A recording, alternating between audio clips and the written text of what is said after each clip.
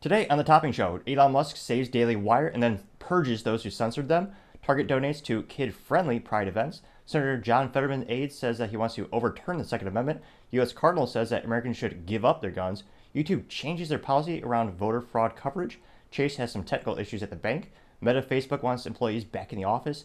Amazon to offer wireless to Prime members. And Boeing is indefinitely canceling their Starflight. All that and much, much more on the Topping Show.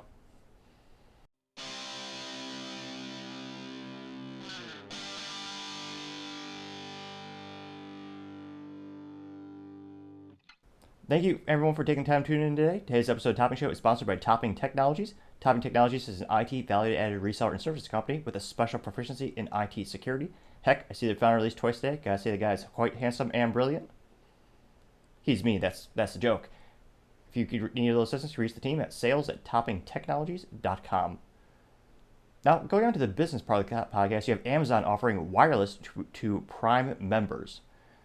Now, this should scare the absolutely living hell out of the incumbent traditional telecom companies like AT&T and Verizon, and subsequently their stocks did dip at this news. Now, Amazon is talks with Dish.com, which most people know just because they bought out Blockbuster, so they own the intellectual property. And for quite some time, if you just go to www.blockbuster.com, you'd actually be rerouted to Dish.com's website, and they'd have that little logo of the Blockbuster. Nevertheless, they do a lot of great things too around satellites, and obviously they're a huge provider for television, satellite television, of course. Now, Amazon is in talks with them so they could possibly bring a low-cost solution for nationwide phone coverage, or even free for all their Amazon Prime members, further bolstering their value add of why people should buy Amazon Prime. Personally, I'm part of the 1% of people who do not have Amazon Prime, just because, again, things that Amazon are wants, not needs, and I usually might get some protein powder or some work things, but again, I don't need that in 24 hours. I could wait. I'm not a child. Now, it'll be interesting to see how, for many years you've had a couple startups in the wireless provider. Mint is probably the most popular one that Ryan Reynolds has, I believe, 25% stake in. He's going to be coming, I think he's getting a couple hundred millions of dollars because that company's going to be sold with the sale going through, I believe, Q4 2023. But for Amazon to keep growing and adding this to their portfolio, it's going to be pretty interesting to see how AT&T, Verizon, and Sprint, what do those companies do to adapt? Because Amazon has the money and cash in the bank where they could bleed for years, as in they could lose money on those phone plans because they'll make up the money on all the other myriad of things that people use Amazon and Amazon Prime for. So it'll be interesting to see how this hammers out. Now, other interesting business news, you have Volkswagen bringing their bus back, although it's a EV. Now, this is coming after a 20-year hiatus. Most people recognize the VW bus as a little cube-looking van, rectangular cube-looking van from all the hippie movies, famously used by Woodstock and all those events where they have those vehicles. Now, those vehicles would last for 50 to 100 years. You still see them at car shows where if you take care of those vehicles, and it's kind of cliche to say, they'll take care of you. They do have some nuances, but the nice thing about the internal combustion engine is lots of spare parts and they'll last hundreds of years. EVs, they're, at this point with the technology we have, they're basically disposable. Now, there were 259,000 EVs sold in the United States Q1 2023, which is a 45% year-over-year growth. So time shall tell to see if this is a flop or a hit in North America, as more and more people are open to the idea of using EVs and those technologies. Now, other interesting business news, you have Meta Facebook wanting everyone to come back in the office, and they're winding down their work from home initiatives. Now, this is going to be the latest mandate for employees who are close to offices. So it makes sense you're going to have some that live in the middle of nowhere or far from an actual remote Facebook office. It makes sense they're going to allow those folks to continue to work from home. It would be inconceivable to fly them out to California every couple of days. Now, the goal is to now have employees in the office 3 days a week, which you're going to get a lot of pushback because, especially in the tech industry, the norm and the preference is to allow people to work from home. I know sales reps for some of the largest technology companies on the planet, they've never been to an office. because they're inside sales, but that role is you usually don't see the customer face to face, so you don't have to be close to there, and your manager manages you over the internet and over the phone. There's arguments to see how effective those initiatives are and how effective those mentorships can be, but many of them are using that and choosing that. So to have that big value add, because a lot of people value that model, and you're taking away that benefit, they might lose some talent with this, and that's what a lot of people are speculating. This is also coming out after they recently laid off about 21,000 employees in the past 7 months. So Facebook Meta is trying to desperately decrease their headcount and decrease their cost as they try to invest more money into their metaverse as well as their AI research and development, as they try to pivot to become more than the traditional Facebook, which they've done pretty well with acquisitions. Now, Instagram is a really popular app that everyone likes to use to share photos, and that's a pretty smart business acquisition. But the core concept really hasn't changed in 20 plus years. And the youth and all the youngsters aren't really attracted to that because part of it just doesn't seem as cool because their parents are on the platform. And they have so much competition now with TikTok, which the biggest knock against TikTok is that it's headquartered in another country. And China, basically, the government is just spyware. But it's viral and addictive, and it's moving the audience towards that direction. Now, when Facebook was asked for comment about this coming back to the office initiative, they noted that, quote, coming to the office means we spend more time commuting and have less personal flexibility, unquote. Well, actually, no, that's as an employee, because, yeah, management wouldn't say that. And it'll be interesting to see, are they going to lose talent because of this? Time shall tell. Now, other bleak business news, you have Chase, or JP Morgan Chase, one of the biggest banks on the planet. They're having an issue, and of course it's a technical issue as technology. There's a lot of variables in IT. A lot of other clients are noticing they're starting to have double transaction fees as well as payments on their checking when using the Zelle app, or rather the Zelle payment system. Zelle is the spelling. I don't know how it's actually pronounced. I've heard it both ways. Now, Zelle is a brilliant payment device that was the company is founded by Bank of America, JP Morgan Chase, and Wells Fargo.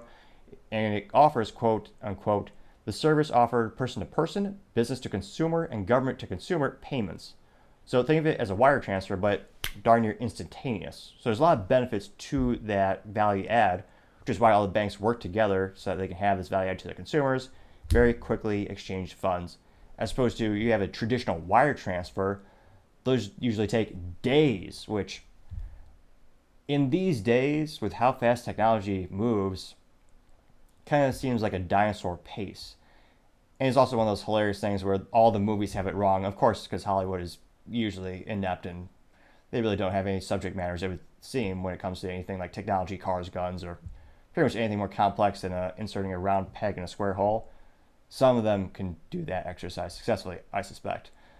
But in the movies, if you have a wire transfer where it's always a cliche, the bad guys say, hey, we wire the money, it's always done within like 3 to 5 seconds. Now, I own a business, I could tell you, it takes days. So it's one of those silly things where, yeah, Hollywood got it wrong, but this is a brilliant idea. I don't think it belongs in the business blunder section, partially because Chase is one of the largest banks on the planet. They actually just bought out First Bank, or when you had all the banks going out of business a couple months ago, or First Republic rather. And since they have such a large market share, and banks are pretty sticky in terms of once you go with a bank, very few people actually take the effort to move to a different bank. I suspect this will probably have zero impact on their revenue. So, time shall tell, though. Now, going on to the culture part podcast, you have Elon Musk saving the Daily Wire. Now, Elon claims that the premiere of Daily Wire's premiere of What of a Woman canceling was a mistake and that it is definitely allowed. Now, there were some rumors that he was in the room when the staff of Twitter were saying, we're not going to allow this documentary to be premiered, and Elon appeared okay with it. I'm a little skeptical of that, just given Elon's positions on free speech. He's not an absolutist. The traditional litmus test I usually ask people when I want to see if they truly believe in free speech is the Alex Jones test. Do you believe he has a right to free speech? Should he be on the platform? And Elon did not allow Alex Jones back on the platform when he first bought the company, and he brought on a lot of deactivated and formerly blocked and suspended accounts. And Alex Jones says a lot of crazy things. It's even more concerning when a lot of those things actually turn out to be true. But when people asked, are you going to let him back on, Elon gave a very emotionally charged opinion about the situation. And given the situation that I've learned about Alex Jones and the lawsuits around Sandy Hook, I think Elon had an inaccurate understanding of the situation and what Alex Jones was trying to do. Elon was under the impression that Alex Jones was intentionally using emotional rhetoric to increase the funds on his channel and increase his sales. And in terms of the overall coverage, I think it's less than 26 minutes in terms of how much coverage Alex Jones gave on that specific topic. And his whole shtick and his whole show is about conspiracy theories, so I wasn't too surprised that he had one about this scenario. And there have been false flags many times in United States history. But at the end of the day, it doesn't matter what he's saying. He's an American. He should have the right to say it. That was the foundation our country was built upon. A cliche as old as time is, I may not agree with what you are saying, but I'll fight to the death for your right to say it. That used to be a philosophy that every American believed in. And Elon, he said no. Now, Elon did bring back the Babylon Bee, who were famously canceled when when they actually, quote unquote, misgendered someone in the US government and make a joke about it, and the old Twitter overlords decided to nuke that account. Now, Elon saved this premiere of the Daily Wire, What is a Woman premiere, so it was allowed to show. He changed it so that it could be shared, and he also went above and beyond. He actually tweeted himself the documentary. Now keep in mind, he is the most followed person on the platform. I believe he has about 135 million followers. That's an astronomical number. Now, not to brag, but I do have 233. Follow me in the bio or the description of the video. But he, I believe, went above and beyond. So he remedied the situation, made sure that you could share it, you could like it, you could comment on the video. It would actually show up in people's feeds. Important. And when he tweeted it, within a couple hours, he had 115,000 retweets. So people saw Elon's tweet, and then they retweeted it on their platform to share with everyone that they're connected with. Elon's tweet of the movie premiere also had, within about a day, 375,000 likes and 59.2 million views. So he went above and beyond and saved that premiere so that Daily Wire could promulgate those ideals, reach a new audience, which is key, and continue their acceleration of growing one of the largest or fastest growing independent conservative media companies in the United States. They have about 250 employees headquartered in Nashville, Tennessee, and they have a great talent pool of folks who have unique voices and opinions. And in a world of ever-growing mediocrity and everything sounding the same, I especially am appreciative of new distinct opinions and those who do not bend the knee and truly stick by their convictions, a rare thing in and of itself, especially these days. Now, this also goes to show you the dangers of middle management. When Elon first took over, he fired about 5,200 inept employees. There was a lot of people who didn't do anything. Like, I don't mean that as a joke. I mean, literally, they had vlogs where this one gal famously, she had a vlog which is what the kids say as recording your daily interaction. She went to the office at Twitter headquarters for about 25-minute meeting. And the rest of the day was her drinking wine in the office, having a spa day, having a buffet, playing ping pong. Everything but actual work was what she was doing. There were a lot of employees like that. And when he took over, he let people know, we're going to have to work like hell to make this be an actual profitable, solid business, because for years they've been bleeding money. And he wants to get a good ROI. He wants to stabilize the business so that they're not bleeding money constantly, aka losing money constantly. So he fired a lot of people. He used to have 7,500 employees. Now he's got to about 2,000 employees. Now, hilariously, great analogy perhaps with the government, the interaction for the end user and the consumer was about the same. There's been a couple of hiccups, but if anything, it's gotten better because he allowed more free speech on the platform, and he brought back a lot of the previously suffocated and suspended accounts. But still, This occurred because of middle management. And Elon actually turned out to be in another country during the initial interaction of the censorship when Twitter said, "Oh yeah, we're gonna shadow ban your film, Daily Wire." So imagine the frustration. You're in, I believe you're in Shanghai for a Tesla expansion, and imagine coming out of that meeting and you open your phone, you're like, some a-hole over in California is trying to censor something that Daily Wire just committed to Twitter, saying we're going to bring our premier talent onto your infrastructure because we don't believe in YouTube, because YouTube is censoring more and more and more. I somewhat suspect why will my videos get less and less views depending on the topics. So Daily Wire put a huge vote of confidence into Twitter, and they invested in Twitter because they're paying for these ads. They're paying to get a new audience to expand their ideals in their company. But the middle management nearly kneecapped that entire premiere. So I don't know how many people Elon Musk needs to fire, but he needs to ramp up that and get some new talent that actually believes in free speech, which unfortunately is becoming a rare and rare thing to find in the United States these days. Now, Elon Musk purges Twitter employees who censored the Daily Wire. Perhaps the best news I've heard all year in terms of doing the right thing and trying to right a sinking ship.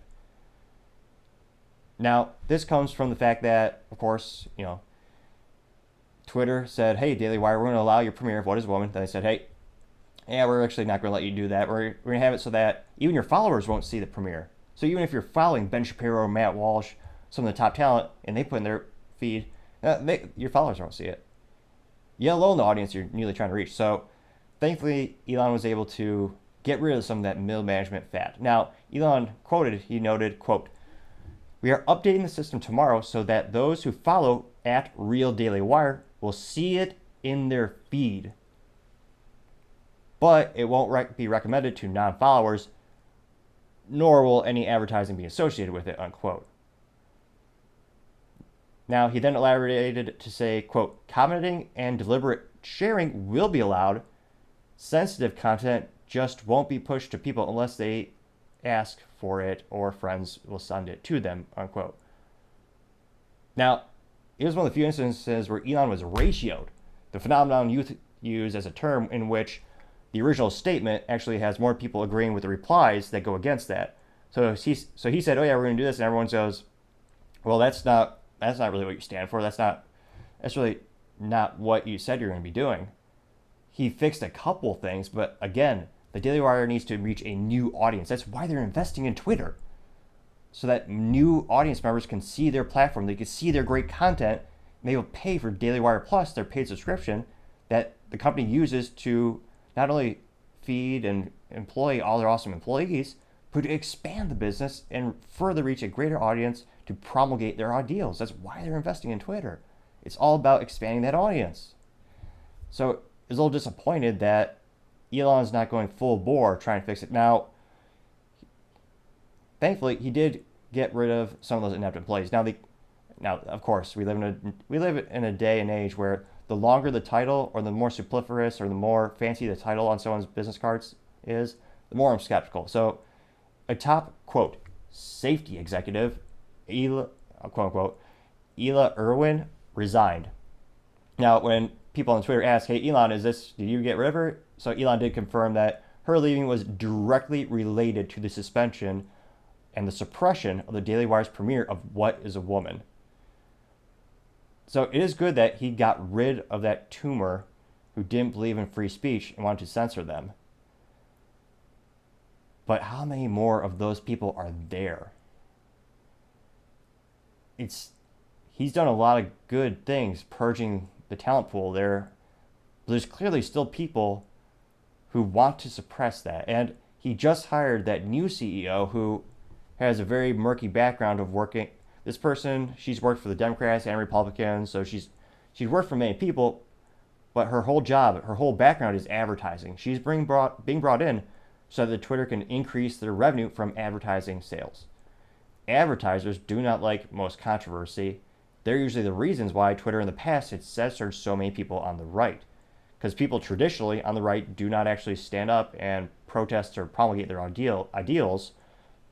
So businesses are okay censoring them, but people on the left, they have to bend the knee and cater to them completely. Thankfully, conservatives have executed the Bud Light boycott, and in business, that is unprecedented and is a great thing in terms of actually achieve their outcome of letting a business know, if you go against our value systems, we will not purchase your product. So it'll be interesting to see, can Elon truly make it a beacon of free speech,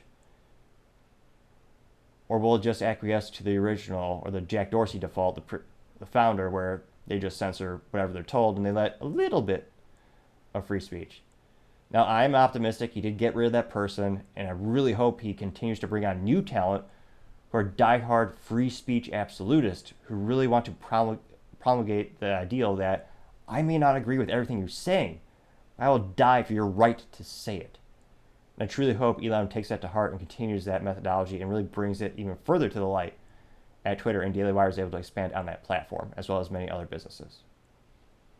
Now, other interesting media news, YouTube is changing their policy around voter fraud reporting. Now, I'm pretty suspicious because, given the background of Google, they're not very altruistic and they're not very nice in terms of, they're not doing things just because, oh yeah, we're going to cater to the right now. We're going to allow a little bit more free speech. That's the antithesis. That's the opposite of everything they believe in. They want censorship. That's why even key terms in a YouTube video will get you flagged and blacklisted. Now, this policy was first enacted back in 2020, December, right after the election, and they noted that they needed to move more quickly to suspend videos claiming widespread voter fraud. Now, for those who don't know, that was 2020. Biden got more votes than any other candidate in U.S. president race history. He got more votes than anyone at any time ever, even more than Obama, who is objectively a much more popular president in terms of, you'll actually see people with shirts that say his name on it and actually people who believed in that messaging. I've yet to see a single flag that says Biden. And I don't even know if they make them. But after that election, if you even hinted that, well, it's a little strange that, in Michigan, you had 200% voter turnout. So you had 100 people registered. Again, I'm making up numbers for the example.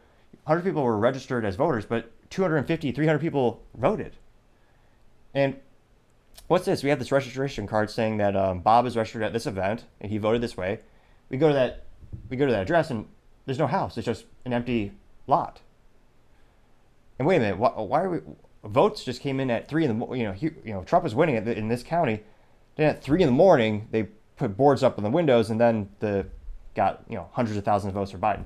If you reported anything like that, you were immediately censored, blacklisted, demonetized. No questions asked. So usually, traditionally, if you make a boo-boo on YouTube, they'll give you a strike on your account. And traditionally, if you have 3 strikes, that means they will demonetize your account and delete it completely. And in this case, if you had anything like that, they would just get rid of you. No warning at all. But why are they reversing it? Is it because they think Trump has such greater odds of winning, and now they know a lot of people are going to have, now the people on the left are going to promulgate those ideals? And this is something that people on the left and the right do. After the 2016 election, every day we were told there was Russia interference and there's voter fraud. Every single day. Every news channel would hammer that hammer it every minute of the day. And YouTube was okay with that. YouTube encouraged it. Because, again, it was people on the left complaining about people on the right. Then in 2020, people on the right wanted to do the same thing. As every election, there are concerns about voter integrity. Every single election since the dawn of the country's founding. But now they're saying it's okay. And I'm very suspicious why. What's the reason? What's the true reason YouTube is doing this? Time shall tell, but it's a really unusual, interesting development. Now, going on to additional culture news, you have Target. It turns out they're donating to, quote unquote, kid-friendly Pride events, which seems like a conundrum or I don't know what the fancy term is, but there's a fancy term. Someone in the comments section help me out with that. But a term for I don't see how that makes sense. Now, this is a New York City Pride is an annual celebration for teenagers, and the first NYC Pride event was held in 2017, including drag queens, DJs, and those kid-friendly events. And again, for many Americans, of course, I'm not saying every single one, but a lot of people are concerned about the kid factor. I think when you look at the boycotts, like the Bud Light, they chose a spokesperson whose average audience was 15 years old. So does it make sense to advertise alcohol or to have this person be your brand ambassador when that person's average audience age can't buy the product? And again, many of the people are concerned that you're introducing sexual themes to children, which people used to say there's a time and place for everything. And there's also used to be a thing such as child appropriate, or this is not appropriate for children. In many years before this, that was the default. You don't talk to kids about sex, you don't show them graphic sexual books. But now elementary schools across the country have those books thanks in part to some of these nonprofits. Now, Target staff are also starting to feel alienated as more and more decisions are being made without their input. So you're starting to hear whispers of the staff actually being upset about this situation because, again, your average staff person doesn't want to have to deal with these questions when people come to the store and go, why is there a pin with Satan on it? I mean, literally, a picture of Satan that says Satan respects pronouns. Imagine a kid that's 3 or 4 years old. Mommy, what's a pronoun? Well, this is what it says in the dictionary, but here's what it means now. What is it? Why is this family like this? It introduced topics that are traditionally reserved for more adult conversations. And I think that's why you're seeing more and more of these boycotts. It's not an LGBT issue, it's a children issue around the transitioning, the drugs that we have no idea what hormone blockers will do long term. There's no studies that actually show that. They're the petri dish. It's just very concerning. So I suspect that's why more and more people are starting to get concerned. And it seems like Target's just doubling down with these increased donations. Time shall tell to see if they are the business blunder of the year, as they've lost over, I believe, $13 billion stock value within about a week, which that's a lot of stocks being sold off. Now, going on to the politics part of the podcast, you have Senator John Fetterman's aide revealing their hate for the Second Amendment, which, given political affiliations, not too surprised. Now, this is the senator's aide who went on a Tinder date, and they have, of course, his undercover reporter recording this person, and it astonishes me how many of these morons think a beautiful girl is going to go out with me and ask me questions directly, controversial questions about my job. I'm not going to be suspicious at all. Like, women don't, it's just like a beautiful woman randomly texting you. Those things don't happen unless you're Ryan Gosling. Or me. Well, no. But the odds are just basically zero. And yet these guys just again and again with these undercover reporters, they go, oh yeah, my luck is that good, when they don't have the luck or the fiscal foundation for it to actually be reality. Now, it's pretty quick, but let's listen to what this gullible gentleman says. So this is Senator John Fetterman, who he had a couple strokes and he could barely talk and comprehend people, but still the party supports him unquestionably because he just rubber stamps his vote. So this is aid. Like red flag laws? Which are de facto gun confiscation. You don't get your property. It's basically the erasure of the Fourth Amendment, I believe, in which your property is taken away and then you have to prove that, oh no, I'm competent, I deserve these guns. They have no evidence it's really being abused, especially by ex-girlfriends or ex-boyfriends. They want to disarm them. And there's no due process, which, again, every American used to believe in. Oh, yeah. I love that. He owns a lot of guns. Does he own the guns that he's trying to ban? Bullshit. If someone owns a lot of guns, I guarantee it's not just shotguns. The odds of that are basically zero. Yeah. So what exactly will he try to ban? Assault weapons? The classic BS political term, assault weapon. Quite literally chosen because a pollster, someone who takes polls for a living, they said, what's the scariest term that your average American can't comprehend? Sniper rifle didn't sound intimidating, so we're not going to use that term. Assault rifle, that sounds scary. And they're black, and they look like the ones the military use, even though mechanically, one's full auto and one's semi-auto. Semi-auto means every time you pull trigger, you get one shot. Pretty much have had that technology for hundreds of years, and Americans don't realize if you ban semi-autos, you're banning basically every gun manufactured. The alternatives are revolvers, which are not very popular at all these days. It's more of a extravagance or a big debate in the gun community if it's a novelty. Many people appreciate that technology, but most people get a Glock 19 and get a semi-automatic. So you have revolvers, lever actions, which, again, they're cool. I appreciate those. I think they're cool. But that's more of a novelty. Think of the cowboy movies, you lever action. You have your pump shotgun, which, okay, trap shooting, I guess. But if you ban guns, that's all that's left. So every gun you see in a movie basically is a semi-auto pistol, semi-auto rifle. And yeah, they're called assault weapons because it sounds scary. And if you ban that, you're banning everything. Like assault weapons ban. Like he'd be okay with like overturning the Second Amendment, probably. He'd be okay with overturning the Second Amendment, probably.